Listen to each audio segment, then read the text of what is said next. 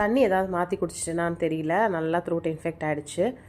Throat infection வந்தால், gold வந்தாலாம் ஒரு best medicine வந்து நான் இப்போ சொல்கிறேன். மிளகு, துளசி, வெத்தலை, கற்பூரவள்ளி இலை இது எல்லாமே ஒரு கிளாஸ் தண்ணியில் வந்து சேர்த்துக்கணும். நல்லா கொதித்து அது ஆஃப் கிளாஸ் வர வரைக்கும் விட்டுட்டு அதுக்கப்புறம் லாஸ்ட்டாக கொஞ்சம் மஞ்சள் மட்டும் சேர்த்துக்கணும். இந்த கஷாயம் நல்லா எஃபெக்டிவாக இருக்கும்.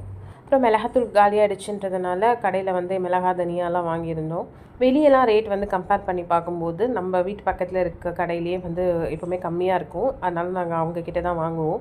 கடையில் இப்போ நிறைய மசாலாலாம் விற்கிறாங்க. ஆனால் அதோட இன்க்ரீடியன்ஸ் லிஸ்ட்டை கண்டிப்பாக செக் பண்ணி பாருங்கள். பொதுவாக நம்ம வந்து நிறைய மசாலா சேர்த்து தான் சமைக்கிறோம். அப்படி இருக்கும்போது இந்த கெமிக்கல்ஸ் வந்து நம்ம நிறைய எடுத்துக்கிற மாதிரி தான் இருக்குது.